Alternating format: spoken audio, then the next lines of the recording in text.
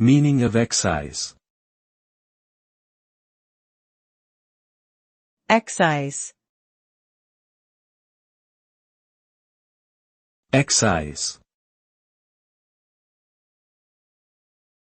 Excise. Excise. The word excise can have a few different meanings depending on the context.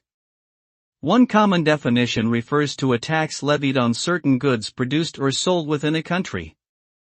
This tax is usually included in the price of the good and paid by the consumer.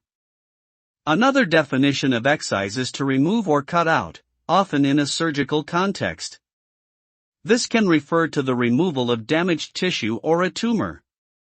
In both cases, the result of excise is a reduction or removal of something, whether it be a tax or physical tissue.